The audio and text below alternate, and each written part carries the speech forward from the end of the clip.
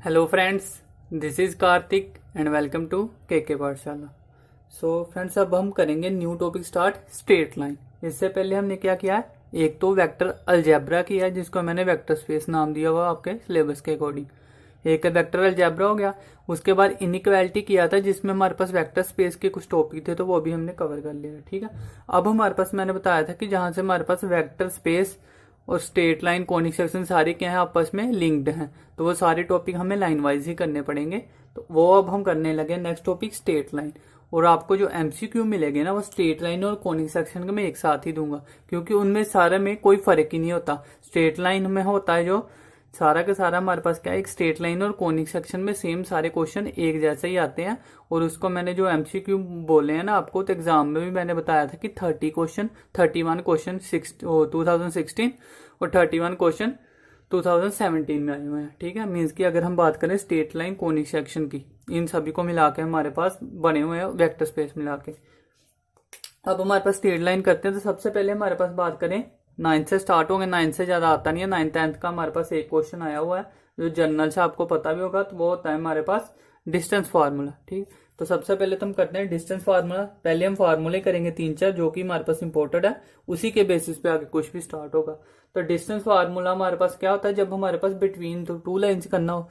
Distance formula क्या होता है कि जो हमारे पास डिस्टेंस कोई ट्रेवल हुआ है ए से लेकर बी तक। अब हमारे पास ए भी कोई पॉइंट होगा और बी भी कोई पॉइंट होगा। और सबसे पहले मैं बता दूं ये कि ये सारा का सारा हमारे पास जो स्ट्रेट लाइन चल रहा है ये 2D फॉर्म में चल रहा है। अब हमारे पास जब हम करेंगे ना 3 डिमेंशनल, उसमें भी स्ट्रेट लाइन आएगी, लेकिन वो क्या होगी, 3 डिमेंशन की होगी। तो उसमें जो कोऑर्डिनेट होंगे वो XYZ की फॉर्म में होंगे, इसमें XY की फॉर्म में होगी। तो चीज सेम है, वहां पे हमने सेम फार्मूला लगाने हैं, बस हमने ऐड कर देना साथ में जेड वाला कोऑर्डिनेट हमारे पास कर देना, मीन्स की जेड एक्सेस को इंक्लूड कर देना। तो अगर स्ट्रेट लाइन आ गई तो मीन्स की 50% आपका 3D ज्योमेट्री है जो वो खत्म हो जाएगा यहीं से। तो इसलिए इसको ध्यान से समझना है। तो सबसे पहले स्ट्रेट लाइन हमारे पास करते हैं। डिस्टेंस फार्मूला मैंने बताया कि दो कोई पॉइंट होंगे, तो 2 पॉइंट क्या मान लिया हमने, ये मान लिया कि x1 y1, इधर मान लिया x2 और y2। ठीक है, एक्स वाई की फॉर्म में बनाएंगे। अगर जनरल हम माने तो पी पॉइंट एक्स वाई मान सकते हैं, इस तरह से कुछ भी। अब ए से लेकर बी तक ट्रेवल किया, कह रहे हैं कि जी सारा का सारा डिस्टेंस कितना है। तो डिस्टेंस क्या होता है हमारे पास, ए बी की फॉर्म में हम लिखेंगे कि ए से लेकर बी तक क्या है, तो डिस्टेंस है। अब डिस्टेंस में क्या होता है, मैंने कहा था जो हमारे पास एंडिंग पॉइंट होता है, एंडिंग पॉइंट में से इनिशियल पॉइंट माइनस कर देते हैं, उन सभी का ऐड कर देते हैं, तो y2 माइनस y1 का स्क्वायर। ठीक है, आई होप इतना पता ही होगा सबको, सिंपल सा, आप सभी ट्यूशन तो पढ़ाते होगे मोस्टली, तो इतना बेसिकली आपको पता ही होगा। तो ये डिस्टेंस फार्मूला हो गया, इससे ज्यादा कुछ याद नहीं रखना। अब नेक्स्ट फार्मूला हमारे पास आता है, ये फर्स्ट था। नेक्स्ट है जो हमने कहाँ पे किया, वेक्टर स्पेस पे भी किया, और मैंने कहा था कि स्ट्रेट लाइन में भी आएगा, वो है सेक्शन फार्मूला। तो स्ट्रेट लाइन में तो हमारे पास मेन यूज होता है, उन्होंने वेक्टर स्पेस में यूज कर लिया था। वैसे मेन होता है इसका यूज स्ट्रेट लाइन में, लेकिन वेक्टर स्पेस में आएगा तो वो भी करना ही पड़ेगा फिर हमें। ठीक है, तो सेक्शन फार्मूला हमारे पास क्या होता है, अब मैं बताऊंगा नहीं क्योंकि वहां भी बताया था ज्यादा, तो सीधा बताऊंगा कि एक इंटरनल होता है और एक एक्सटर्नल होता है। इंटरनल क्या होता है हमारे पास, अगर हमने कोऑर्डिनेट बनाने है तो एक्स कोऑर्डिनेट क्या आ जाएगा हमारे पास, m1 x2 plus m2 x1 upon में m1 प्लस m2। और y का कोऑर्डिनेट क्या आ जाएगा हमारे पास, m1 y2 प्लस हमारे पास क्या हो गया, m2 y1 अपॉन में हमारे पास जो डिवाइड हो रही होती है m1 प्लस m2। और वहां पे मैंने क्या किया था, m और n रेशो की थी। तो अगर आप चाहते हो तो m रेशो n भी कर सकते हो, जहां पे हमारे पास m1 m2 की जगह क्या आ जाएगा, m और n। तो वो कुछ भी कर सकते हो, जहां पे आप कुछ भी लिख सकते हो। मैंने बताया था कि k रेशो 1 भी आप लिख सकते हो, तो वो आपकी मर्जी है, कुछ भी कर लो, वो गलत नहीं होगा, लेकिन आपको अटेम्प्ट करना आना चाहिए बस। तो ये हमारे पास एक्स वाई के कोऑर्डिनेट आएंगे, वही हमने फाइंड करने होते हैं सेक्शन फार्मूला में। इसका मैंने बता दिया था कि ये कोई लाइन है, लाइन में हमारे पास ये कोई पॉइंट है, इसको कट किया उसने m रेशो n की फॉर्म में, जहां m1 m2 है तो m1 m2 लिख दो। और ये हमारे पास x कोऑर्डिनेट है, कोई y कोऑर्डिनेट है, तो m2 x के लिए जब हम फाइंड करने तो क्या आएगा, x1 हमारे पास और x2 ये आ गया। तो m2 x1 m1 x1 x2, साथ में दोनों की नीचे रेशो आ जाती है, सिंपल से आता ही होगा आपको। ये हमारे पास हो गया सेक्शन फॉर्मूला इंटरनल के लिए। सेम अगर हमने एक्सटर्नल के लिए करना है, एक्सटर्नल के लिए क्या होगा हमारे पास, एक्सटर्नल के लिए हमारे पास बस क्या हो जाता है, एक्स वाई की वैल्यू माइनस में चली जाती है, m1 x2 minus m2 x1 upon में m1 माइनस m2। और सिमिलरली y कोऑर्डिनेट निकालना है अगर तो m1 y2 minus m2 y1 upon में m1 माइनस m2। बाकी आपको जो हमारे पास क्या होता है m और n क्या है, इसकी जो पूरी की पूरी डेफिनेशन है वो आपको नोट्स में मिल जाएगी पूरी की पूरी, तो वहां से भी देख सकते हो। ठीक है, वैसे आपने फार्मूला याद रखना तो ये होता है। इसमें हमारे पास थर्ड अगर करें सेक्शन फार्मूला तो मिड पॉइंट आता है। मिड में क्या हो जाता है कि जब हमने लाइन को मिड में किया तो मीन्स की ये पॉइंट और जे पॉइंट ये दोनों क्या होंगे, सेम होंगे। इतना एरिया और इतना एरिया सेम होगा, तो अगर सेम होगा तो कोई भी रेशो होगी तो 1:1 ही बन जाएगी। मीन्स की m और n क्या 1:1 बन जाएंगे, तो कोई फर्क नहीं पड़ता वहां पे।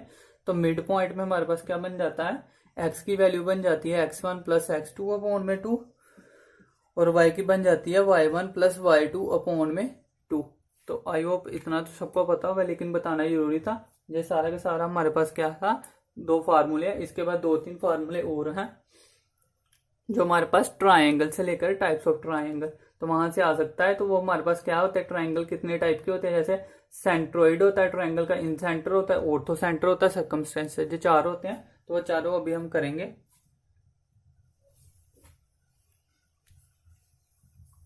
तो अभी हमने करना है कि ट्राइंगल में हमारे पास जो सेंटर होता है तो वहां से हमारे पास किस टाइप के होते हैं हमारे पास।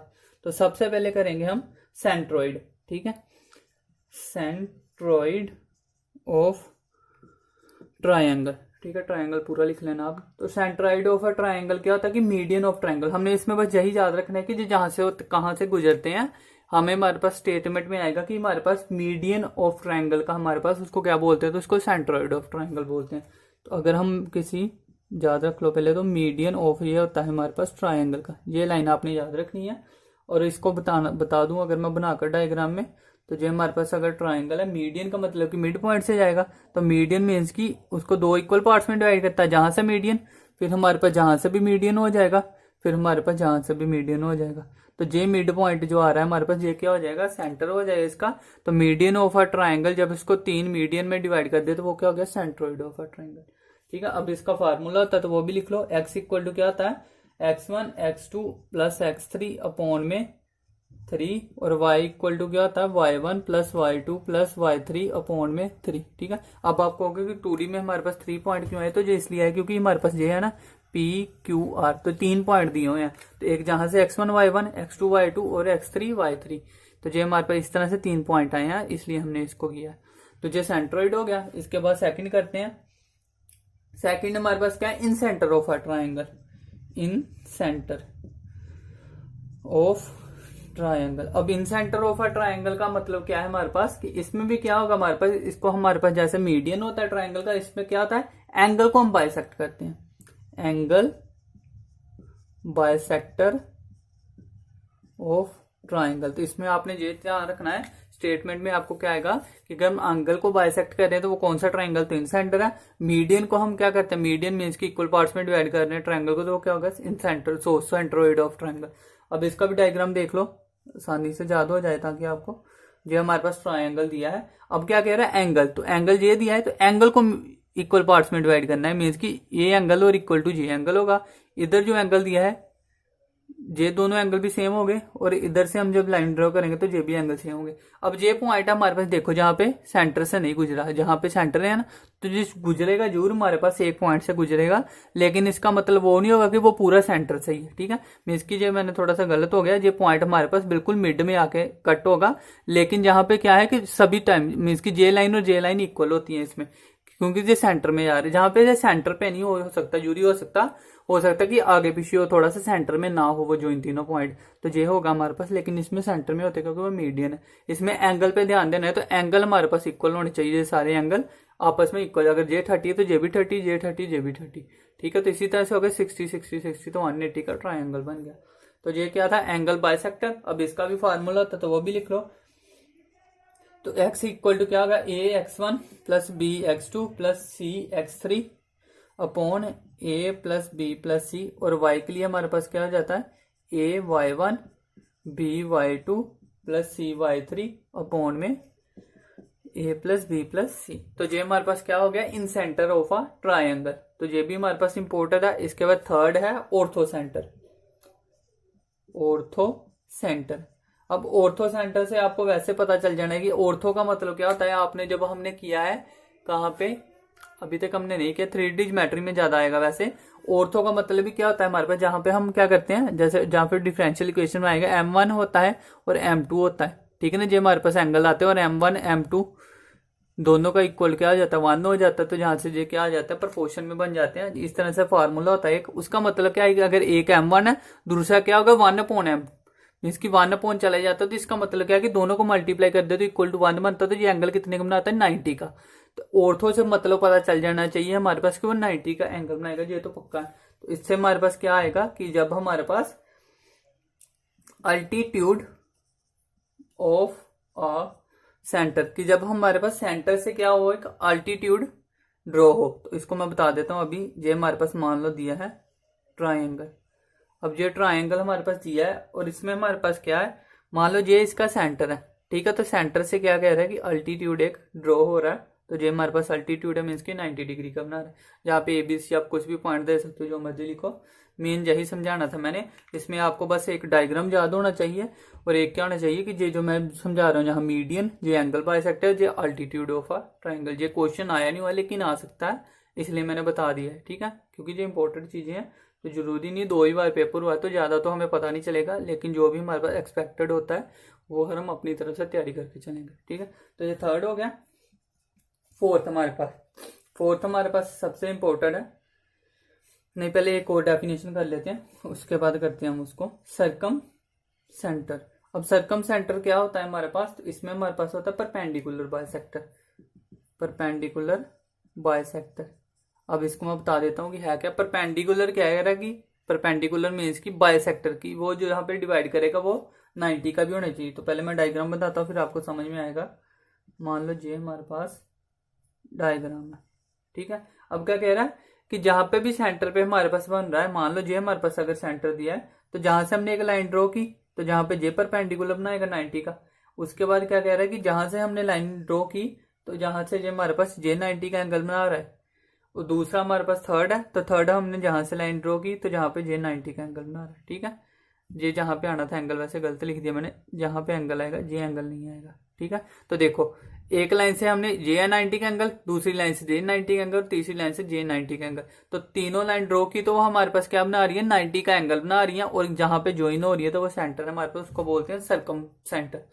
तो ये याद रखना है, ये क्या होता है परपेंडिकुलर बाइसेक्टर, कि जब परपेंडिकुलर तो जा रहे हैं लेकिन बाइसेक्टर भी कर रहे हैं। इसका मतलब कि ये दोनों लाइन आपस में इक्वल होगी, बाइसेक्टर यही होता है ना, ये दोनों आपस में इक्वल और ये दोनों आपस में इक्वल। तो इस तरह से हमारे पास परपेंडिकुलर बाइसेक्टर होगा, ठीक है।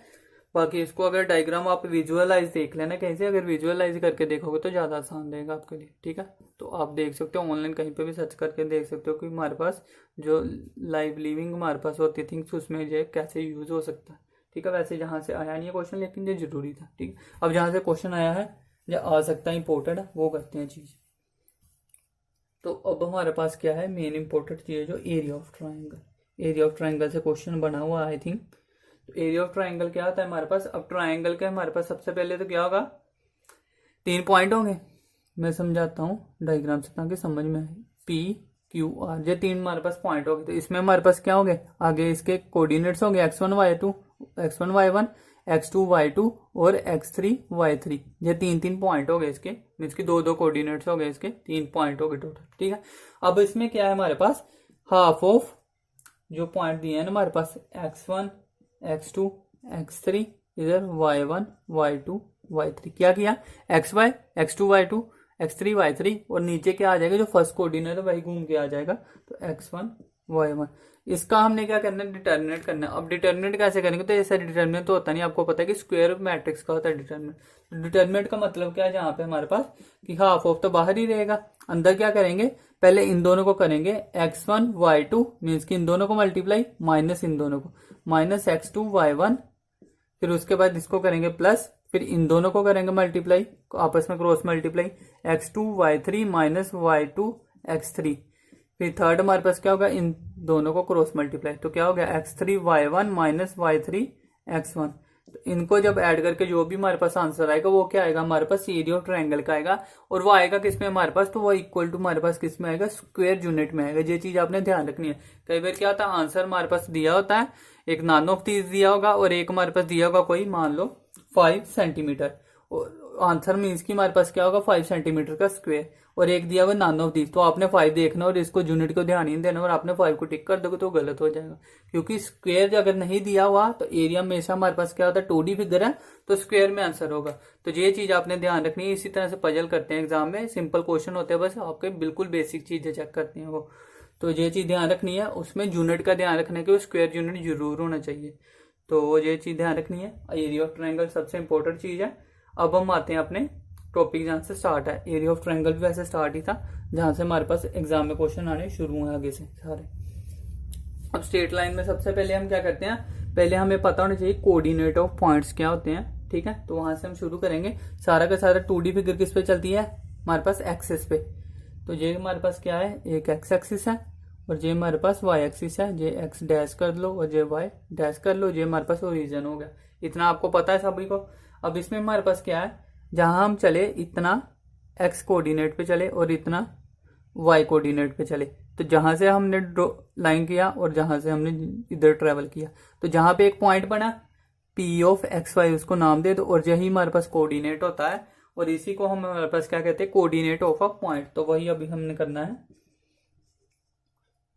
कोऑर्डिनेट्स ऑफ पॉइंट, कि जो हमारे पास पॉइंट है, ये पॉइंट पी आया और इसके कोऑर्डिनेट्स क्या आए हैं, एक्स वाई आए हैं। तो वो मैंने अभी बता दिया क्या होते हैं। अब इसको जो हमारे पास एग्जाम में आएंगे क्वेश्चन वो देखते हैं इसमें से, तो नोट करते जाओ। सबसे पहले क्या आएगा, परपेंडिकुलर डिस्टेंस।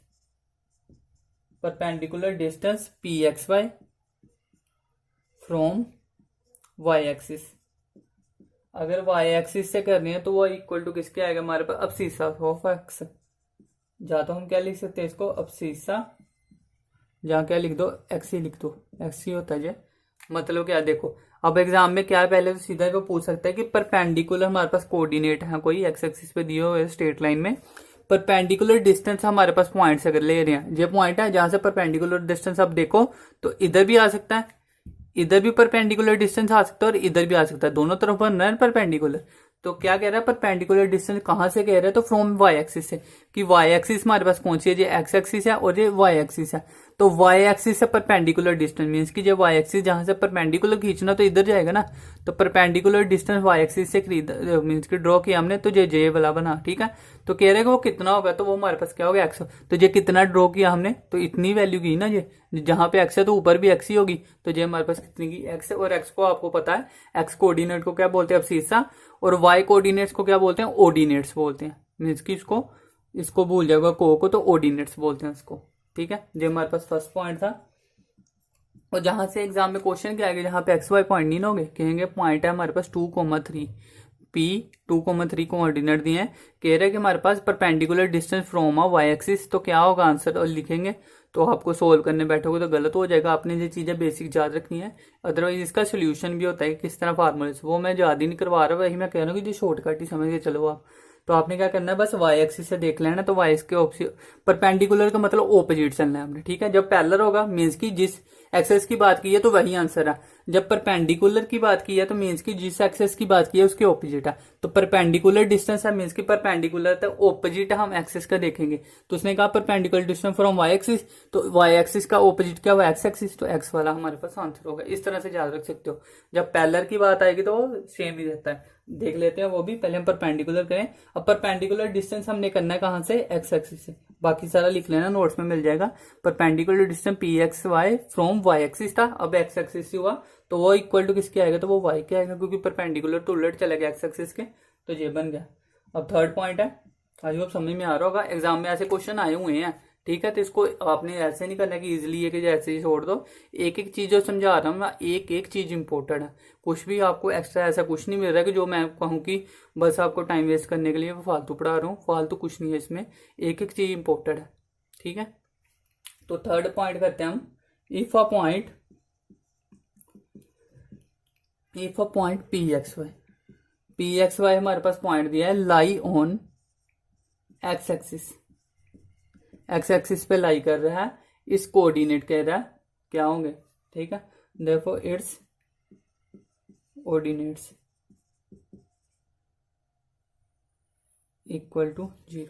अब देखो, अब ऑर्डिनेट लिखा मैंने, कोऑर्डिनेट नहीं लिखा, ठीक है। ऑर्डिनेट मैंने कहा था, अब सीसा होता है एक्स एक्सिस वाली जो हमारे पास पॉइंट बनता है, और ऑर्डिनेट होता है जो वाई एक्सिस पे पॉइंट बनेगा। कब क्या कह रहा है, if point lie P X Y on X axis, कह रहा है कि एक्स एक्सिस पे लाई कर रहा है कोई पॉइंट, कि मीन्स कि इस लाइन पे हमारे पास कोई ना कोई पॉइंट आएगा, कहीं पे भी आ सकता है। एक्स एक्सिस पे पॉइंट लाई कर रहा है तो कह रहा है कि उसका ऑर्डिनेट क्या होगा, मीन्स कि वाई एक्सिस पे उसका पॉइंट क्या होगा।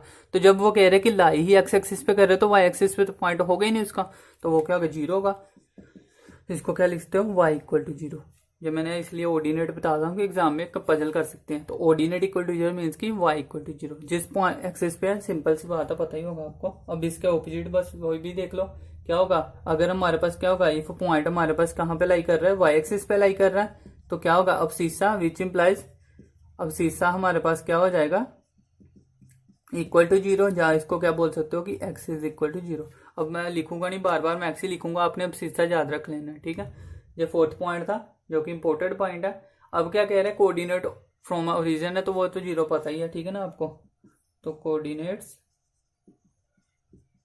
फ्रॉम ओरिजिन, तो वो क्या होते हैं, 0 0। ना तो ओरिजिन से बात की तो ना तो एक्स एक्सिस पे कोई पॉइंट है, ना वाई एक्सिस पे है हमारे पास जहां पे कोई पॉइंट है, ठीक है।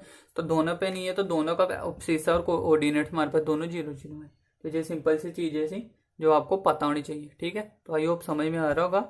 बाकी आप नोट साथ साथ में करना तैयार, बाद में आप याद करते रहोगे इसको तो आपको पता चल जाएगा। अब देखो, इसके बाद हमारे पास सिंपल और चीजें जो इंपॉर्टेंट है कि हमारे पास अगर 4 पॉइंट गिवन है, 3 पॉइंट की अभी तक हमने बात की ना, ट्रायंगल है जब हमारे पास, तो 3 पॉइंट होते हैं। 4 पॉइंट किसके लिए होते हैं, जब हमारे पास क्वाड्रिलेटरल होता है, ठीक है। तो क्वाड्रिलेटर आपको पता है कि क्वाड्रिलेटर की आगे फॉर्म होती है, स्क्वायर, रेक्टेंगल, रोम्बस, ट्रेपीजियम, और क्या होता है पैरेललोग्राम, और क्या होता है हमारे पास, काइट हो गया। तो ऐसे जितनी भी हमारे पास चीजें हैं वो सारी की सारी हमारे पास क्या होती है, कोऑर्डिनेटर के अंडर आती हैं, और वो हम अब देखेंगे, ठीक है। तो क्या कह रहा है कि अगर हमारे पास 4 पॉइंट्स गिवन है, 4 पॉइंट्स गिवन है, तो एग्जाम में आपको आएगा ना, हमारे पास 4 पॉइंट दिए होंगे, 1 2 3 4, इसकी पी क्यू आर एस करके हमारे पास 4 पॉइंट दिए होंगे एग्जाम में, और कहेगा कि ये क्या बना रहा है, जो स्क्वायर बना रहा है, रेक्टेंगल बना रहा है, इसको पॉइंट को ज्वाइन करेंगे वो कौन सी फॉर्म बना रहा है, तो वो मैं बताने लगा, ठीक है। तो वो देखो अब क्या बनेंगे। तो क्या कह रहे हैं, सबसे पहले 4 पॉइंट तो हमारे पास गिवन हो गई, तो स्क्वायर कब बनेगा, स्क्वायर हमने कब देखना है, जब 4 साइड क्या हो गए इक्वल, 4 साइड क्या होनी चाहिए हमारे पास, इक्वल, ठीक है। एस का मतलब साइड है, ध्यान देना आप। और हमारे पास डायगोनल, डायगोनल को मैं डी से लिख रहा हूँ, डायगोनल भी क्या होना चाहिए हमारे पास, इक्वल, ठीक है। बाकी नोट्स में आपको ये पूरा लिखा हुआ मिलेगा, तो आपको वहां से समझ आ जाएगी।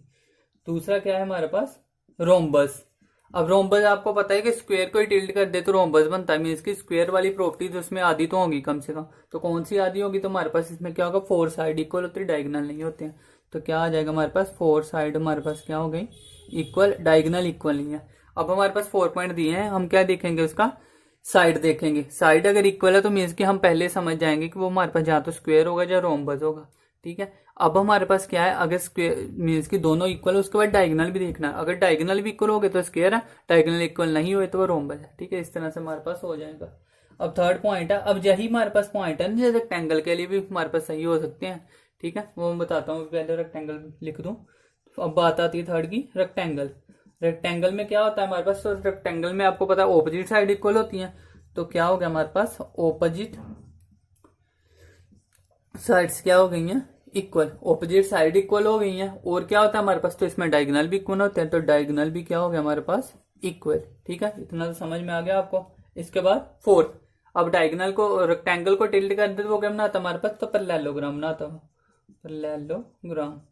तो पैरेललोग्राम में हमारे पास क्या होता है, हाफ प्रॉपर्टी तो होगी इसके रेक्टेंगल की, तो कौन सी होती है, ऑपोजिट साइड हमारे पास क्या हो जाती है, इसमें इक्वल होती है पैरेललोग्राम में। लेकिन डायगोनल की बात करें तो डायगोनल हमारे पास इसमें इक्वल नहीं होते हैं, तो इसको लिखो ही मत चाहे, डायगोनल इक्वल नहीं होते, ठीक है। अब देखो रेक्टेंगल बना, ऑपोजिट साइड इक्वल देखी हमने, तो ये बन गया रेक्टेंगल। अब देखो हमारे पास अगर 2 ऑपोजिट साइड इक्वल होगी तो रेक्टेंगल है, इसमें भी हमारे पास 2 ऑपोजिट साइड इक्वल है ना, तो इसको आपने ध्यान कैसे देना है तो वो पहले देखो, ठीक है।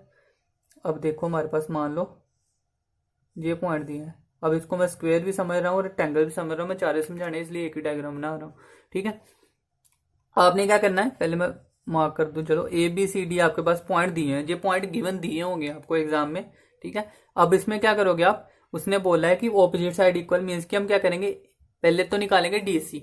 अब जहां से पॉइंट दिए होंगे ना, तो डीसी हमें क्या करना है, डिस्टेंस फार्मूला लगाना है। जहां से वैल्यू निकालने के बाद हमारे पास एक पॉइंट आ गया, कोई एक पॉइंट आ गया हमारे पास, मान लो कोई जहां पे पॉइंट आ गया, फिर इन दोनों का ए बी का डिस्टेंस निकाला तो जहां से एक पॉइंट आया। अब अगर ये दोनों इक्वल हैं तो मीन्स की ऑपोजिट साइड इक्वल हो गई है, तो वो क्या हो सकता है, रेक्टेंगल हो सकता है, जब पैरेललोग्राम हो सकता है। लेकिन हमें क्या, वो स्क्वायर भी हो सकता है ना, तो हमने बीसी निकालना है डिस्टेंस फार्मूला से जहां से, और एडी निकालना है जहां से। अगर वो भी इक्वल हो गए तो मीन्स की हमारे पास स्क्वायर या रोम्बस हो गए, अगर वो इक्वल नहीं हुए तो हमने रेक्टेंगल और पैरेललोग्राम ही देखना है। और आपको एग्जाम में पता क्या होगा, सिंपल दिए होंगे 1 और 2 पॉइंट, दूसरा क्या देगा 2 और 1 पॉइंट, फिर क्या होता है 0 1 पॉइंट। तो आप देखो ना, आप इसको फार्मूला लगाने की जरूरत ही नहीं, सीधा क्या करोगे 0 -1 -1।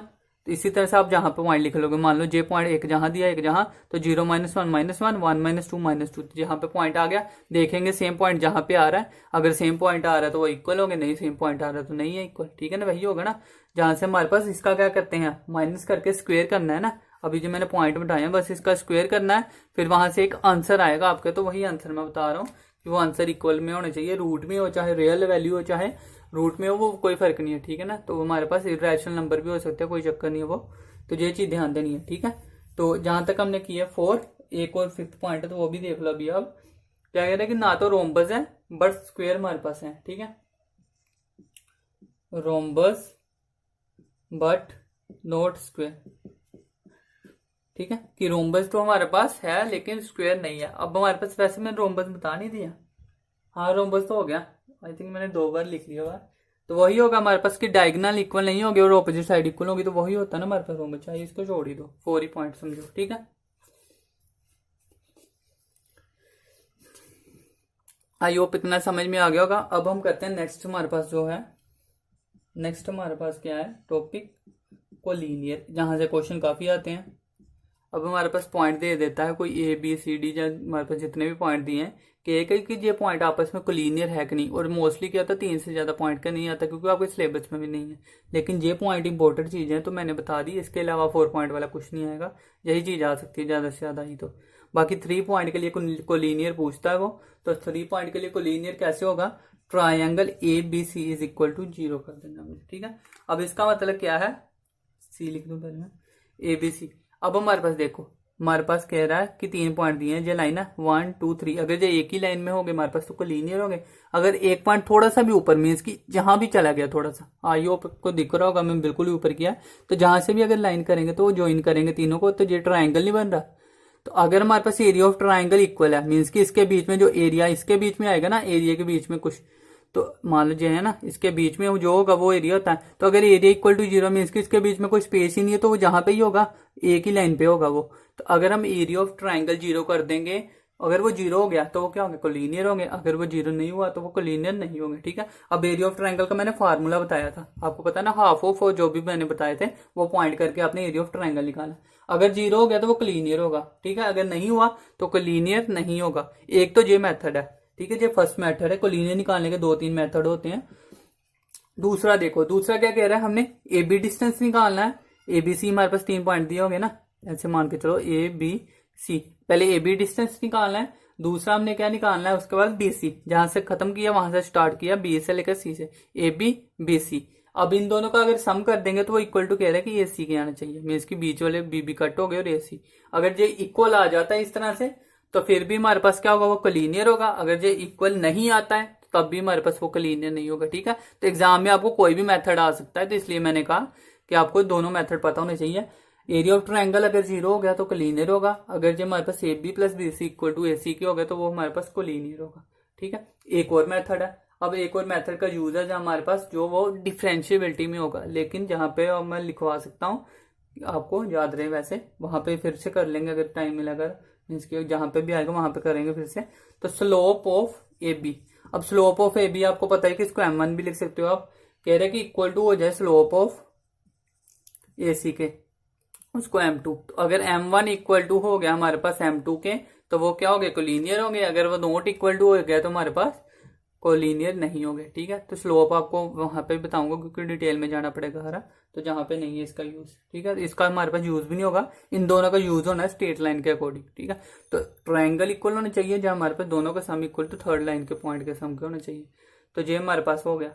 अब इसके बाद नेक्स्ट पॉइंट है आपका, जहां से आपका पॉइंट जो कि सिलेबस में भी दिया हुआ बड़ा बड़ा करके उन्होंने, shifting of region, shifting of origin.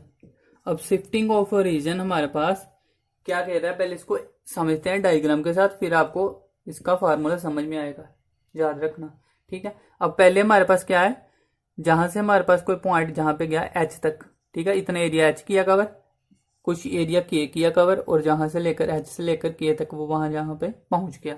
और जे पॉइंट हमारे पास क्या बनेगा, एक्स एक्सिस का एक्स बना और वाई एक्सिस का वाई बना, ठीक है। तो ये हमारे पास पॉइंट बन गया एच एंड के, सॉरी इसको एक्स वाई लिखे थे ना हम, एच के किया ना, तो एच के लिखो इस बार फिर, या फिर जहां पे एक्स वाई कर लो। अब हमारे पास क्या है, मैं इसलिए किया कि 2-3 पॉइंट चाहिए हमें, इसलिए मैंने बताया। ये एच गया, ये के गया, तो एच के पॉइंट बन गया, ठीक है। अब कह रहा है कि शिफ्टिंग ऑफ ओरिजिन, ओरिजिन हमने शिफ्ट कर दिया है, ठीक है। अब हमारे पास इस समय हमारे पास ओरिजिन क्या है, यही जीरो है ना, जीरो मीन्स की एक्स और वाई दोनों जीरो जीरो है, तो ये हमारे पास रीजन है। कह रहा है कि हम रीजन को शिफ्ट कर देंगे, कि रीजन अगर हमारे पास जहां है तो इसको हम जहां ले जाए, मान लो, ठीक है ना, मान लो रीजन हम लेकर जाते हैं जहां पे, मान लो लेकर के, ये हमारे पास 2 पॉइंट है ना, इसको मैं थोड़ा रब कर दूं पहले, ये एच के है, समझ के चलो आप।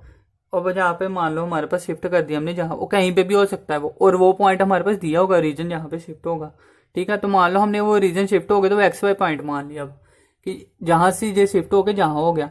अब जहां पे रीजन था तो ये पॉइंट हमारे पास इस तरह से एच आगे गया था और इधर के आगे गया था, तो जहां पे पॉइंट बना था। अब रीजन अगर जहां शिफ्ट हो गया तो अब हमारे पास देखो कि ये पूरी एक्सेस जहां पे बन जाएगी, जैसे एक्सेस बन जाएगी ना हमारे पास, इसको भूल जाओ, ये एक्सेस बन गई मीन्स की जो 0-0 बन गया, जीरो है नहीं लेकिन रीजन शिफ्ट हो गया, मैं से कि मान लो 0-0 बन गया। अब इसके अलावा क्या होगा, जहां पे फिर से वो एक्सेस शिफ्ट करेगा ना थोड़ा सा आगे और इधर के करेगा, तो मीन्स की जहां पे एक पॉइंट बनेगा हमारे पास, तो उस पॉइंट पे हमारे पास क्या होगा, ये चीज बनेगी यही वाली, उसको हम दे देते हैं नाम कोई, मान लो x1 और y1, ठीक है। अब आप देखोगे क्या कह रहा है, हमने क्या करना है।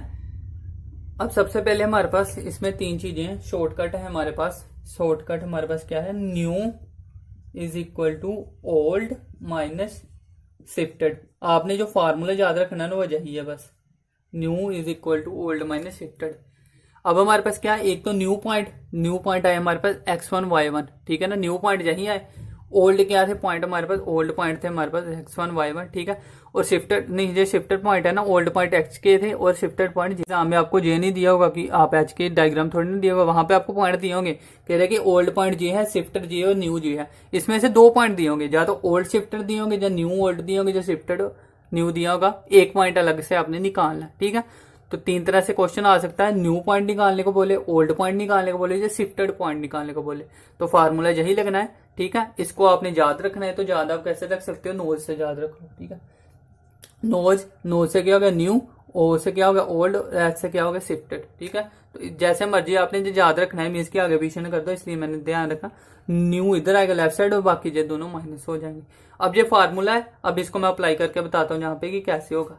तो हमने क्या कहा कि new is equal to old minus shifted है ना, तो जहां से क्या हो गया हमारे पास, ओल्ड पॉइंट की बात करें ऐसे भी लिख सकते हैं ना, ओल्ड पॉइंट क्या होता है हमारे पास, न्यू प्लस शिफ्टेड, यही बनेगा। अब ओल्ड पॉइंट क्या थे हमारे पास, तो ओल्ड पॉइंट हमारे पास यही दिए थे, तो जहां से क्या होगा हमारे पास, x इज इक्वल टू क्या हो जाएगा, x1 प्लस h1 या h लिख लो, और y इक्वल टू क्या हो जाएगा, y1 प्लस k, ये बन गया। और जहां से ये x निकालना हो हमारे पास, तो x1 इक्वल टू क्या होगा, x माइनस h, और y1 इक्वल टू क्या होगा, y माइनस k। इसको हमने किया। अब देखो इसमें से कह रहे कि ये पॉइंट निकालो। अब हमारे पास जहां से लेकर जहां तक यह पूरी लाइन हमने जे एरिया, उसमें से इतना एरिया माइनस कर दिया, क्योंकि हमें यही एरिया चाहिए ना आगे।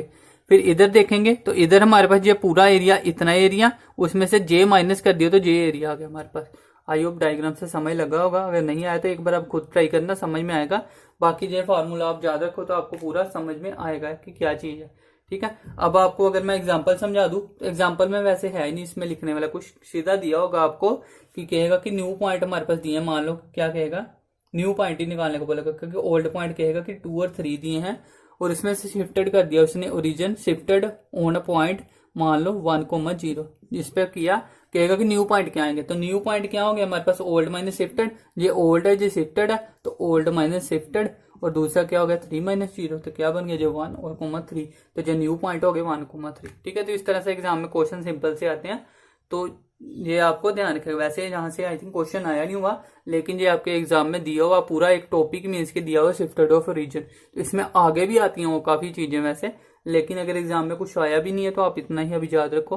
ठीक है ना, क्योंकि हमारे पास क्वेश्चन आया तो आएगा तो इतना ही लेवल तक आएगा, नहीं तो जहां पे आप फिर 1 मार्क में इतना ही आ सकता है। ठीक है ना, तो शिफ्टेड ऑफ रीजन भी हो गया, आई होप समझ में आ गया होगा ये भी। नेक्स्ट टॉपिक करते हैं। ठीक है, नेक्स्ट अब हमारे पास क्या दिया है, स्ट्रेट लाइन जो हमारे पास स्टार्ट कर रहे हैं।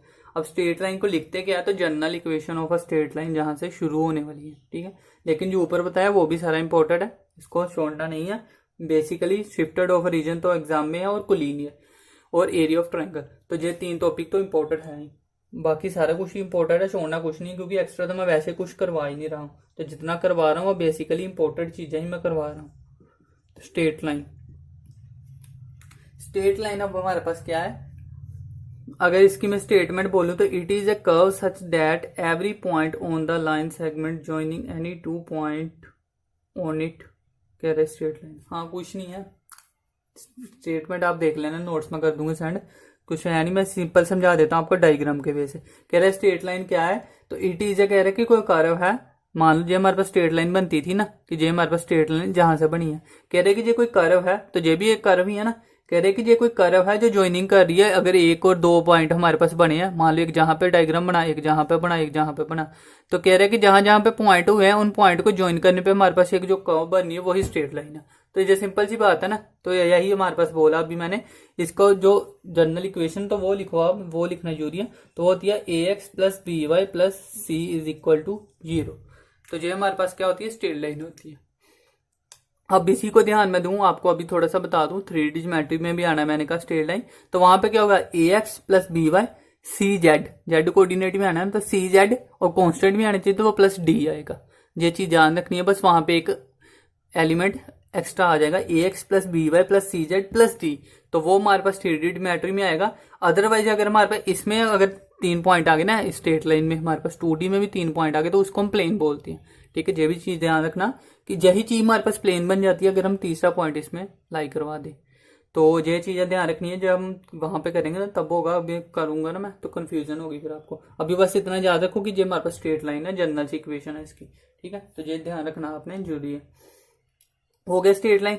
अब हमारे पास करते हैं जहां से क्वेश्चन काफी आते हैं फिर से, parallel to X axis, parallel to Y axis, perpendicular to X axis, perpendicular to Y axis. तो सबसे पहला करते हैं, पहली हमारे पास पैरेलल करते हैं हम एक्स एक्सिस के, तो पैरेलल टू एक्स एक्सिस कह रहा है कि हमारे पास लाइन है वो पैरेलल है एक्स एक्सिस के, जे एक्स एक्सिस में बना देता हूँ, कोई एक्स एक्सिस हो गया, जे कह रहा है इसके पैरेलल मीन्स की इस तरह से होगी। ठीक है, नहीं नीचे बनाता हूँ, चलो आपको साथ साथ में सभी के लिए, ये हमारे पास 0 पॉइंट है X Y, parallel to X axis means की इसके पैरेलल होगी, ये पैरेलल होगी ना। अब इस पे हमारे पास पॉइंट क्या आ गया, कोई मान लो ये पॉइंट दिया है कोई पी एक्स वाई, ये पॉइंट तो रहेगा हर किसी में, ये बन गया। अब इसमें एक्स कितना चला तो इतना, तो वाई की बात करें तो वाई इतना चला हमारे पास, वाई कोऑर्डिनेट ये बन गया। अब इसमें हमारे पास पैरेलल टू एक्स एक्सिस, तो इसकी डिस्टेंस की बात करेंगे। ठीक है, तो when line parallel to X axis distance from a Y axis always remain same, कह रहे कि जब हम, चल मैं लिख देता हूं पहले, when line parallel to X axis, parallel अगर हमारे पास एक्स एक्सिस कर रही है तो डिस्टेंस, इसको परपेंडिकुलर डिस्टेंस भी बोल सकते हो, ये भी ध्यान रखना, distance from Y axis always remain same. अब देखो जो सिंपल सी बात है ना, इसमें कोई फर्क नहीं है, कह रहे कि एक्स एक्सिस के पैरेलल है, मींस की एक्स एक्सिस के पैरेलल है, तो एक्स एक्सिस इनफाइनाइट जा रहा है, तो जो इसके जो पैरेलल लाइन है वो भी इनफाइनाइट जा रही है। ठीक है, तो इसमें हमारे पास अगर ये पॉइंट देखें तो वाई एक्सिस का पॉइंट चेंज हो रहा है, अगर हमने किया कि x2 था तो y मान लो 2 ही है, x3 हुआ y फिर भी 2 ही है, x4 हुआ y फिर भी 2 ही है, x चाहे 10 कर लो y फिर भी 2 ही है, y की वैल्यू चेंज नहीं हो रही। तो वही कह रहा है कि जब पैरेलल टू x एक्सिस के जा रहा है, when line parallel to x axis, तो डिस्टेंस फ्रॉम y से जो डिस्टेंस है यही y डिस्टेंस किया ना उसने, तो ये तो चेंज नहीं ना हो रहा। जहां पे हमारे पास देखो ये लाइन चेंज हो सकती है, कुछ भी लिख सकते हैं ना हम आगे पीछे, तो ये लाइन चेंज हो सकती है लेकिन y की वैल्यू चेंज नहीं हुई, तो distance from a y axis से वो कितना y ही है, तो ऑलवेज रिमेन सेम। और उसको क्या लिख सकते हैं हम, तो सेम का मतलब क्या है कि हमने अभी क्या लिखा है, y इक्वल टू मान लो b, ठीक है। b हमारे पास क्या है, अब इसका कोफिशिएंट है, कोई कोफिशिएंट है, जैसे जहां पे देखो y एक्सिस पे क्या चल रहा है, b पॉइंट चल रहा है, x एक्सिस पे a पॉइंट चलेगा, ठीक है। ये वैल्यू है, इसका मतलब स्ट्रेट लाइन यही होती है ना, x प्लस वाई अगर हम जनरल लिखे तो इस तरह से आती है, अगर कोफिशिएंट 0 हो जाए तो x plus Y is equal to 0, तो ये स्ट्रेट लाइन ही है ये भी। अब इसके साथ कुछ लग जाए, a की जगह क्या आ जाए 2x और b की जगह क्या आ जाए 1, तो 1y, और साथ में कॉन्स्टेंट भी आ सकता है तो 3 कर लो। ये इस तरह से इक्वेशन बनती जाती है, कुछ भी बना लो, ठीक है। मेन जनरल इक्वेशन हम इसी तरह से करेंगे। तो पैरेलल टू एक्स एक्सिस समझ में आ गया। अब यही अगर पैरेलल टू वाई एक्सिस हो जाए तो क्या होगा, एक्स एक्सिस रिमेन सेम होगा ना, तो वही अब हम लिखेंगे। सेकंड क्या हो जाएगा, जब हमारे पास पैरेलल टू वाई एक्सिस क्या आ गया, तो पैरेलल टू वाई एक्सिस आ गया, तो आप खुद लिख लेना, नोट्स में मिल जाएगा। जब पैरेलल टू वाई एक्सिस चला गया, डायग्राम से मैं समझा देता हूँ, वैसे वाई एक्सिस के चला गया मीन्स कि जे वाई एक्सिस के पैरेलल आगे लाइन, अब ये क्या है इनफाइनाइट जाएगी, लेकिन एक्स की वैल्यू अगर हम बात करें, जहां पे कोई पॉइंट ले लो जहां पे पी एक्स वाई आ गया, ठीक है, तो जहां से एक्स का वैल्यू है जो वो तो फिक्स होगी ना, इतनी की इतनी रहेगी, वो बड़े चेंज नहीं होगी, मीन्स की ये पैरेलल है। तो जहां से एक्स एक्सिस तुम्हारे पास क्या हो रहा है, सॉरी ये मैंने फिर से वही नहीं बना दिया, हाँ ठीक था, मीन्स की इसका मतलब क्या है, अब हमारे पास, अब इसमें हमारे पास जे लाइन चेंज जैसे हो सकती है ना, जे तो फिक्स है लाइन, तो जे हमारे पास क्या हो जाएगा कि वाई एक्सिस मेन सेम होगा, तो एक्स इक्वल टू ए जे रहेगा हमारे पास इसमें, ठीक है। अब समझ में आ गया होगा आपको, नहीं तो फिर से रिपीट करके सुन लेना। तो जे हमारे पास क्या था, अगर पैरेलल टू हमारे पास किसके एक्स एक्सिस के दिया है, या पैरेलल टू हमारे पास वाई एक्सिस के दिया है, इसके लिए हो गया। अब इसके बाद करते हैं हम थर्ड पॉइंट, इसको कर देते हैं थोड़ा रब,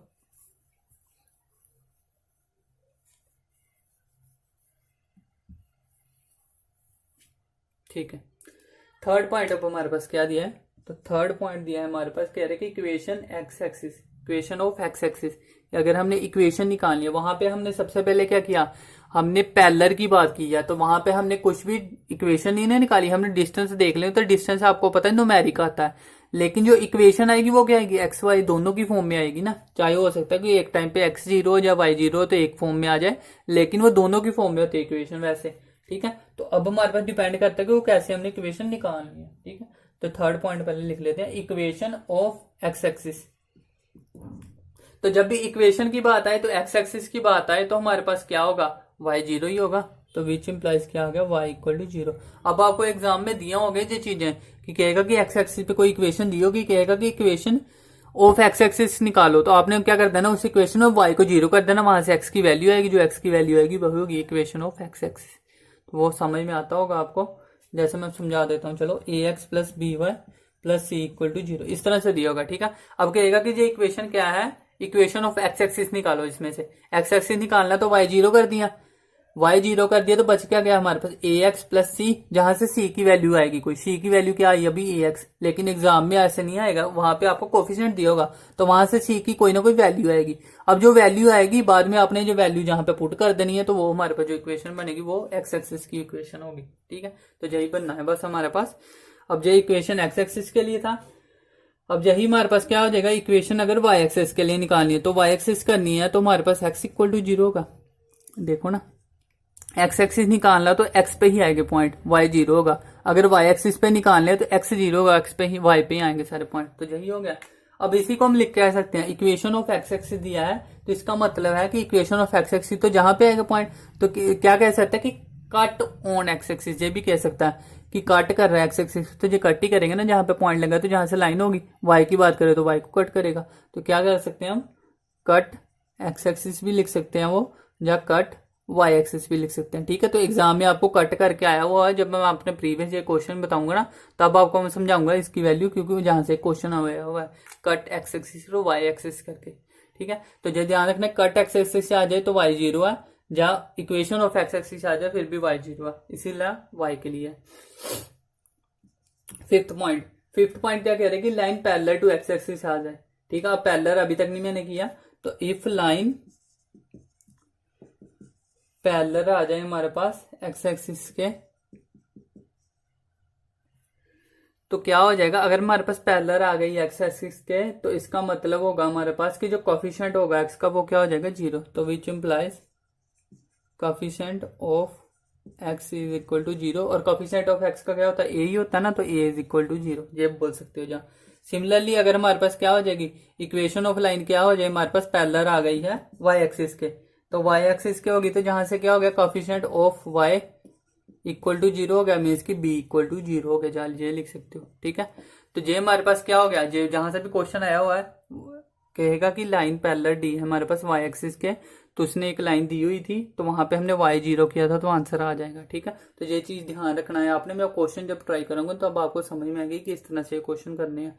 तो अभी आपने ये चीजें याद रखनी है, बस वाई एक्सिस पे है तो वाई इक्वल टू 0, कोफिशिएंट उसका वाई नहीं 0 करना है, उसका कोफिशिएंट 0 करना है। ठीक है, तो वाई पे हमारे पास कोफिशिएंट कुछ भी हो सकता है उसका, और वही कोफिशिएंट की हमने वैल्यू निकालनी होगी ए बी की, जहां पे जैसे 0 किया ना, तो जहां पे बी 0 कर दिया तो ए की कोई ना कोई वैल्यू आएगी ना, तो वही हमने निकालनी होती है उस टाइम।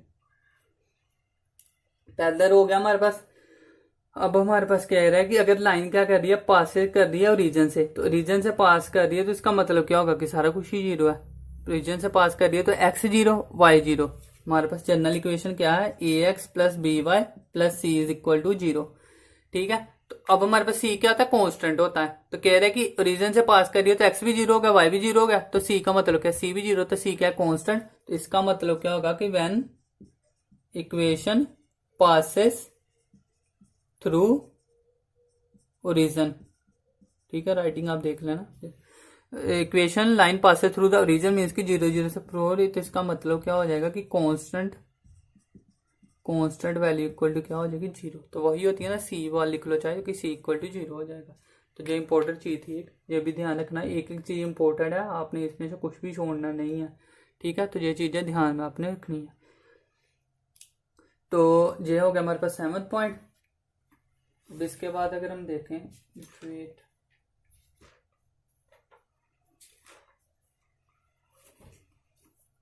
ठीक है,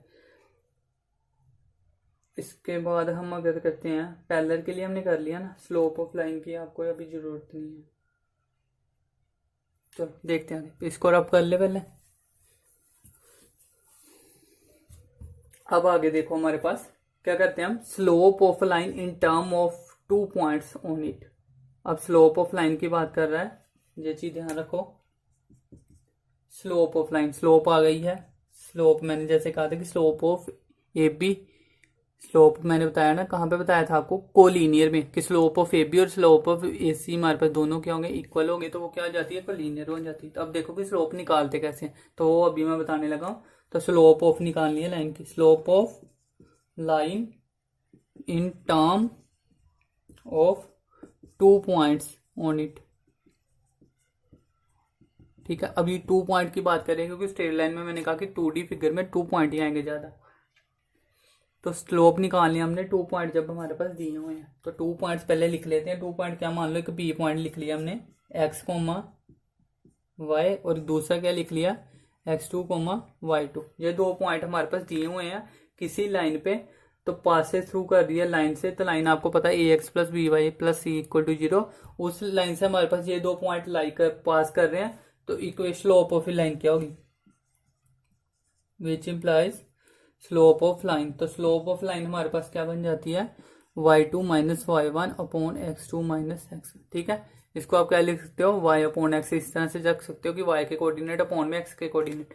तो y के कोऑर्डिनेट का डिफरेंस मीन्स की इसमें से हमने इसको माइनस किया और इसमें से हमने इसको माइनस किया, तो ये आपको पता होगा, ये हमारे पास स्लोप ऑफ लाइन हो गई है। इसको और वे से लिखना होगा, तो स्लोप ऑफ लाइन को मैंने बोला कि एम भी लिखते हैं, तो एम लिख सकते हो, जहां इसको क्या लिख सकते हो आप, इसको हाँ एम ही लिख सकते हो वैसे तो, एम में, बाकी जहां जो हमारे पास ये हो सकता है, तो इसको एम लिख लो कि एम इक्वल टू क्या होगा, y2 minus y1 upon x2 minus x1। अब ये चीज ध्यान रखनी है, कभी आपको एग्जाम में आएगा 1 पॉइंट, कभी आएगा 2 पॉइंट, कभी आएगा 1 लाइन, कभी आएगा 2 लाइन, कभी आएगा स्लोप, कभी आएगा 2 स्लोप। तो ये सारी चीज़ें आपस में अलग अलग हैं, सभी के लिए फार्मूले अलग अलग हैं। ठीक है, तो कोई भी आपने मिक्स नहीं करना है, सभी को आप मैं फार्मूले आपको लाइन वाइज में लिखाऊंगा कि जहाँ से आपने फार्मूले याद रखने जरूरी वाले हैं, तो वो आपने वहां से पूरे के पूरे स्टार्ट कर देने हैं, याद रखने। बाकी नोट्स आपको मिलेगा, उसमें बिल्कुल आपको सही वे से सब कुछ लिखा हुआ मिलेगा। अभी मैं कई चीजें क्या आगे पीछे करवा रहा हूँ कि जिस तरह से आपको ज्यादा समझ में आ सके। एक बार आप सुन लोगे तो फिर आपको नोट से पूरा का पूरा समझ में आएगा। ठीक है, तो ये हमारे पास स्लोप ऑफ लाइन आ गई इन टर्म ऑफ पॉइंट, हमारे पास ये दिया था। ठीक है, ये किसके लिए था, सबसे इंपॉर्टेंट जो चीज है इसमें 2 पॉइंट, ये चीज ध्यान रखनी कि 2 पॉइंट जब दिए होंगे तो तब स्लोप ये होगी। 1 पॉइंट के लिए अलग होती है, ठीक है, इसी तरह से हमारे पास लाइन के लिए अलग होती है, 2 लाइंस के लिए अलग होती है। तो वो चीज ध्यान रखनी, जब 2 पॉइंट दिए हैं हमारे पास तो तब स्लोप ये दी है। ठीक है, अब स्लोप हमारे पास दी है जब इक्वेशन हमारे पास ऑफ लाइन की गिवन है। ठीक है, अब इससे पहले मैं आपको बता दूं कि स्लोप को क्या बोलते हैं, ग्रेडियंट भी बोलते हैं। आपको एग्जाम में पूछ ले कि ग्रेडियंट हमारे पास दिया है या ग्रेडियंट फाइंड करो, तो आपको ग्रेडियंट ही ना पता हो कि स्लोप होती है, तो आप वहां पे ही अड़ जाओ। तो इसलिए मैं बता रहा हूँ जहां पे ग्रेडियंट जो स्पेलिंग होते हैं इसके, तो ग्रेडियंट भी बोलते हैं स्लोप को। तो ये चीज ध्यान में रखनी है। ठीक है ना, एग्जाम में आपको बोले कि फाइंड करो ग्रेडियंट, या ग्रेडियंट हमारे पास दिया होगा मीन्स की एम की वैल्यू दी होगी, तो हमें पता होना चाहिए कि वो क्या होता है। तो इसलिए मैंने बता दिया जी। अब करते हैं हम नेक्स्ट। पहले हमने क्या किया, 2 पॉइंट दिए हैं जब हम, अब हम क्या करेंगे, एम मैं बोल रहा हूँ स्लोप, तो मैं स्लोप नहीं लिखूंगा, एम ही लिखूंगा। तो स्लोप ऑफ लाइन मीन्स की हमारे पास एम हमने निकालना है when equation of line given, equation of line given. ठीक है, तो स्लोप ऑफ लाइन हमने निकालनी है, यहाँ पे भी हमने स्लोप निकालनी थी ऑफ लाइन की जब हमारे पास 2 पॉइंट गिवन थे। अब स्लोप ऑफ लाइन निकालनी है जब हमारे पास एक लाइन गिवन है, मीन्स की एक ही लाइन गिवन है, A X plus B Y plus C equal to 0 given है। मैं लिख देता हूँ, जे हमारे पास कोई लाइन गिवन दी होगी, वो कह रहे हैं कि इसकी स्लोप निकालो। सिर्फ एक लाइन दी है ना, कोई पॉइंट नहीं दिया हमें पास, सिर्फ एक लाइन दी है। इसमें हमारे पास एक लाइन दी थी, वो 2 पॉइंट दिए थे, ये ध्यान रखना है। तो एम क्या हो जाता है, minus of A upon B, जिसको क्या लिखते हैं, ए क्या है, कोफिशिएंट एक्स का है ना, तो minus of coefficient of x का अपॉन में वाई, बी क्या है हमारे पास, कोफिशिएंट ऑफ वाई का। तो minus of coefficient of x means की पहले वाले के साथ माइनस आएगा और नीचे डिवाइड में बी आ जाएगा कोफिशिएंट ऑफ वाई का। तो ये ध्यान रखना है, इसका यूज हम काफी जगह करेंगे। इसका यूज हमने डिफरेंशिएबिलिटी में करना है, उसके बाद हमने कॉनिक सेक्शन में करना है, उसके बाद हमने 3D ज्योमेट्री में करना है, सारी जगह इसका यूज आएगा। तो ये चीज याद रखनी है, जो इंपॉर्टेंट चीज है। ठीक है, तो एम कैसे निकालते हैं, मोस्टली ज्यादा एम हमारे पास यही यूज होगा, वैसे काफी यूज होगा, आगे बताऊंगा। ये इंपॉर्टेंट है वैसे। एम इक्वल टू क्या था, माइनस ए अपॉन बी रखो याद। तो ए अपॉन बी आपको पता ही होगा कि किसके कोफिशिएंट है। तो ये हो गया। यही मैंने बताया था कि कोलिनियर होता क्या है कि अगर हमारे पास slope of A B equal to आ जाए स्लोप ऑफ बी सी की। ठीक है ना, ये होती है ना, मान लो ये लाइन है, लाइन को लीनियर होगी जब हमारे पास एक ही लाइन पे पॉइंट होंगे। मान लो ये ए है, ये बी है, ये सी है, तो कह रहे हैं कि स्लोप ऑफ हमने क्या निकालना है, ए बी का जे स्लोप और स्लोप ऑफ बी सी का जे स्लोप। अगर ये दोनों स्लोप एक होगी, अगर ये हमारे पास पॉइंट थोड़ा सा भी अलग होता तो इसकी स्लोप ये होती, इसकी स्लोप ये होती। ठीक है ना, अलग होता, लेकिन अलग नहीं है, सेम कह रहे हैं कि स्लोप दोनों की इक्वल है, तो मीन्स की वो एक ही पॉइंट पे हो गए। तो ये मैंने तब समझाया था आपको। ठीक है, तो वो आप देख लेना। अब इसके बाद इंपॉर्टेंट चीज है एंगल। एंगल से क्वेश्चन आया हुआ है, तो एंगल से क्वेश्चन क्या आया, सीधा फार्मूला लिखो, आपको पता ही होगा। एंगल बिटवीन 2 लाइन्स, 2 लाइन दी होगी तभी उसके बीच में एंगल आएगा। एक लाइन ये दी है, एक लाइन ये दी है, तभी उसके बीच में कोई ना कोई एंगल बनता है। ठीक है ना, तो इसलिए 2 लाइन तो जरूरी होती है कोई भी एंगल बनाने के लिए। ठीक, तो इतना आपको पता होना चाहिए बेसिकली क्यों 2 लाइन बोल रहे हैं। तो अब इसका सीधा फार्मूला जा रख लो, tan theta is equal to क्या होता है, m2 माइनस m1 अपॉन में 1 प्लस m1 m2। अब इसमें कई जगह क्या है, m1 माइनस m2 भी दिया हुआ है, तो चाहे आप m1 माइनस m2 करो कोई फर्क नहीं पड़ेगा। क्यों फर्क नहीं पड़ेगा, क्योंकि जो मॉडुलस में है, तो चाहे इसको आगे पीछे कर लेंगे तो माइनस का फर्क पड़ेगा, तो माइनस तो मॉडुलस में वैसे पॉजिटिव हो जाएगा। तो आपने कुछ भी एग्जाम में इसमें पजल नहीं होना कि कौन सा पहले करें, जो भी 2 दिए होंगे आपको m1 m2 स्लोप्स हैं हमारे पास। पहले ये बता दूं, 2 लाइन्स दी है ना, एक लाइन की स्लोप निकालेंगे माइनस ए अपॉन बी, दूसरी लाइन की स्लोप निकालेंगे माइनस ए अपॉन बी। जो मैंने अभी पीछे करवाया आपको, एक लाइन दी हो तो स्लोप कैसे निकालते हैं, वहां से दोनों स्लोप निकाल लेंगे, उनका डिफरेंस कर लेना और नीचे उनका 1 के साथ एडिशन करके मीन्स की उसका मल्टीप्लाई करके प्लस के साथ ऐड कर देना है। तो ये हमारे पास फार्मूला होता है। अगर इसको हम डायग्राम के हिसाब से देखें तो मैं थोड़ा सा समझा देता हूँ, वैसे आपको डायग्राम का फायदा तो है नहीं, आपने याद तो फिर वही रखना है, तो इसलिए मैं नहीं समझाता हूँ मोस्टली। अब ये हमारे पास एक एंगल जहां से कोई ना कोई एंगल बनेगा तो वो अल्फा 2 ले लिया एंगल, और एक एंगल हमारे पास क्या कह रहा है, ये हमारे पास पहले लाइन बनी है, और एक एंगल हमारे पास जहां से एक बनेगा वो क्या है, अल्फा 1 एंगल है, जहां से एंगल एक थीटा है और जहां से एंगल एक फाई है, जे लाइन L1 है, जे लाइन L2 है। अब हमने एंगल निकालना है दोनों के बिटवीन मीन्स की जे एंगल निकालना है ना, लाइन 1 और लाइन 2 उनके बीच में एंगल, तो वो क्या है, फाई एंगल हमारे पास दिया है, या थीटा बोल सकते हैं हम ऊपर वाला अगर हम कर ले, तो ये दोनों एंगल निकालने हैं जहां से, तो वही हमारे पास क्या कह रहा है कि इस वाले को हमने इसमें से माइनस करना है, मीन्स की M1 है ना, M2 की स्लोप हमारे पास ये, और M1 की L1 और L2 इन दोनों की स्लोप को माइनस किया और नीचे मल्टीप्लाई करके 1 ऐड कर दिया। तो डायग्राम को छोड़ो, आपको याद नहीं रखना, फार्मूले पे आप कॉन्सेंट्रेट करोगे, ये याद रखने वाली चीज है। ठीक है, तो एंगल निकाल लिया। इसके बाद अब हमारे पास क्या है, पैरेलल और परपेंडिकुलर होंगे जब लाइन या स्लोप, तो वो तब क्या होगा। ठीक है, जो सबसे मोस्ट इंपॉर्टेंट चीज है, पैरेलल एंड परपेंडिकुलर लाइंस। तो टू लाइंस, क्योंकि दो लाइन तो चाहिए हमारे पास, तो टू लाइंस हमारे पास पैरेलल कब होगी, जब हमारे पास क्या होगी, if and only if M1 is equal to M2 क्या होगा, कि दोनों की स्लोप, पहले का हमने किया -a/b, फिर दूसरे का -a/b किया, इससे भी आंसर 2 आया, इससे भी आंसर 2 आया, 2 इक्वल टू 2, तो हमारे पास क्या हो गया, लाइन पैरेलल होगी। अब एग्जाम में वो पूछेगा, दो लाइन दी होगी, कहेगा कि लाइन पैरेलल है परपेंडिकुलर है, तो दोनों की स्लोप निकालोगे, अगर वो इक्वल होगी तो पैरेलल होगी, अगर वो हमारे पास two lines are perpendicular, perpendicular कब होगी, if and only if M1, M2 is equal to -1। अगर उन दोनों का आपने सीधा देख लेना ना, कि अगर हमारे पास M1 इक्वल टू स्लोप दोनों इक्वल आ गई तो वो क्या है, पैरेलल है। ठीक है, अगर हमारे पास इक्वल नहीं है तो मीन्स कि वो परपेंडिकुलर होगी, बट कई बार होता है कि वो पैरेलल और परपेंडिकुलर दोनों नहीं होती, तो इसलिए आपने दोनों चेक करनी है। ये नहीं कि आपने पैरेलल चेक कर लिया कि नहीं है तो फिर परपेंडिकुलर जैसा भी नहीं है, हो सकता है उसमें ऑप्शन दिया हो कि नाइदर पैरेलल नॉर परपेंडिकुलर, तो ये भी हो सकता है कि कोई वैल्यू है जो इक्वल नहीं है और उन दोनों को मल्टीप्लाई करने पे -1 आए, जैसे 2 इक्वल टू 2, M1 M2 हो गया वैल्यू, मान लो M1 और M2 इक्वल हो गया। अब क्या है, 2 और -1/2 करेंगे तो ये हमारे पास बन रहा है -1, लेकिन मान लो एक वैल्यू क्या आई है, 2 आई है और एक आ गई हमारे पास -1/3, जो कुछ भी ले लो, एक 2 आई एक 3 आई है, तो इनको मल्टीप्लाई करने पे क्या आएगा, 6 आएगा, जो कुछ आएगा -1 तो नहीं ना आएगा। तो दोनों लाइन हमारे पास हो सकता है कि पैरेलल भी ना हो और परपेंडिकुलर भी ना हो। ठीक है ना, परपेंडिकुलर का मतलब क्या है कि ये एक लाइन है और दूसरी लाइन उसके बिल्कुल उसके परपेंडिकुलर है, 90 का एंगल बना रही है, तो अगर 90 का छोड़ के वो कोई भी एंगल बनाए, ये भी बड़ा एंगल है, ये छोटा एंगल है, कोई भी एंगल बनाए तो वो परपेंडिकुलर तो होगी नहीं और पैरेलल तो है ही नहीं, ऑब्वियस है ये। ठीक है ना, तो आई होप समझ में आ गया होगा आपको क्या कहना चाह रहा मैं, कि पैरेलल तो तब होगी जब हमारे पास उसके बीच में कोई एंगल ही नहीं बन रहा, ये दो लाइन है आपस में ऐसे हैं, तो ये पैरेलल लाइंस है ना, इसमें कोई एंगल नहीं बन रहा तो पैरेलल लाइन है। अगर थोड़ा सा भी लाइन कहीं पे जाके टच कर रही है तो मीन्स की वो एंगल बना रही है, लेकिन वो परपेंडिकुलर नहीं है क्योंकि 90 का एंगल नहीं है। 90 का एंगल बना दिया मीन्स की बिल्कुल उसके ऑपोजिट होगी, 90 का एंगल बन गया तो वो परपेंडिकुलर होगी। तो पैरेलल होगी जब वो इक्वल होंगे, परपेंडिकुलर होगी जब नहीं होंगे। तो ये इसको स्टार मार्क कर लो, नहीं तो आप ये काफी इंपॉर्टेंट है, इसको आपने भूलना नहीं है, इसका यूज काफी होगा। और इसका यूज किसके साथ होगा, अगर स्लोप निकालनी आती होगी, तो इसलिए मैंने कहा कि स्लोप वाला फार्मूला भी इंपॉर्टेंट है, तो वो तो आपने भूलना ही नहीं है।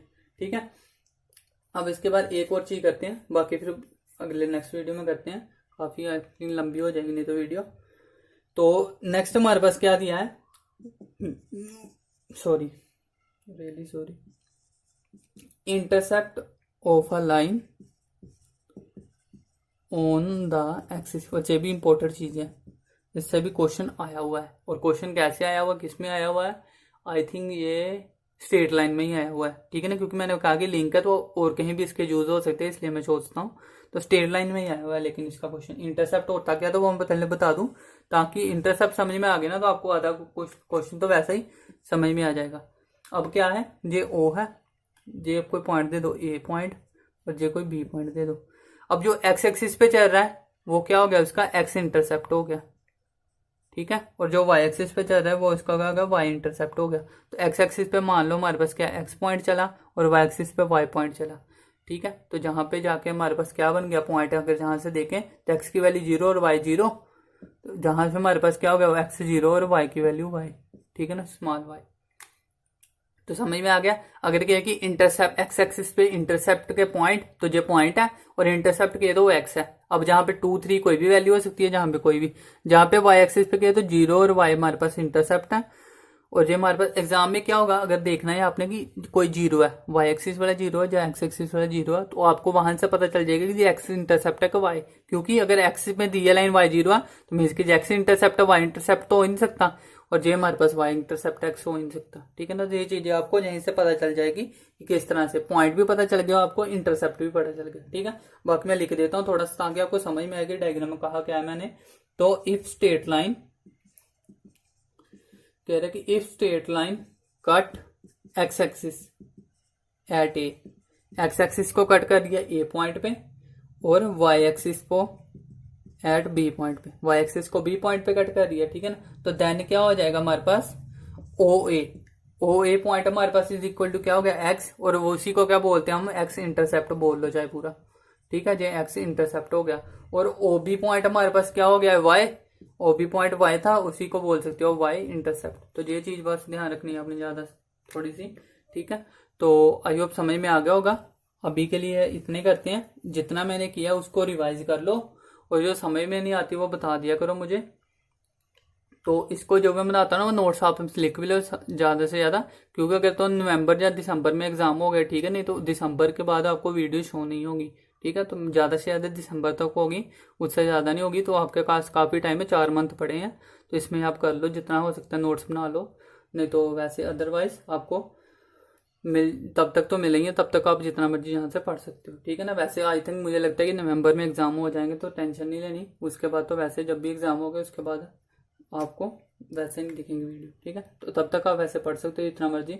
अब आपको अगर कोई स्टूडेंट चाहता है लेना, इस ज्वाइन करना चाहता है, तो ये नंबर है, चाहे और भी कोई सजेशन लेना चाहता है ना पीटेट से रिलेटेड या कोई भी, क्योंकि अगर पीटेट आएगा तो उसकी भी अब जहाँ पे कोचिंग स्टार्ट होगी, तो आपका रिलेटिव या फ्रेंड में कोई भी है तो उसको आप बता सकते हो कि इतने कम पैसों में कहीं पे भी नहीं मिल रहा है। और मेरे जो चैनल है ना, तो चैनल को शेयर किया करो, लिंक को शेयर मत करना वीडियो वाले, बाकी जो पेड है वीडियो उसको लिंक को मत करना सेंड। बाकी जो हमारे पास ओपन प्लेटफॉर्म पे आ रही है वीडियो उसको शेयर करके या चैनल को शेयर आप कर सकते हो। ठीक है, तो वहां से क्या होगा कि मैं ओपन प्लेटफॉर्म पर भी अलग से फिर मैं क्या हो सकता है कि एमसीक्यू डालूं उनके लिए, क्योंकि बच्चे काफ़ी बोर हैं तो उनका भी फायदा हो जाएगा फिर। तो अभी शेड्यूल बिजी होने की वजह से हो नहीं पा रहा उनके लिए, तो वो भी इसलिए काफ़ी मुझे आ रहे हैं मैसेजेस। तो अभी के लिए इतना ही। तो वीडियो को लाइक करो और जितना हो सके फ्रेंड्स और रिलेटिव को बताओ, ताकि और भी बच्चे हमारे साथ जहाँ पे जुड़ सकें। तो थैंक यू।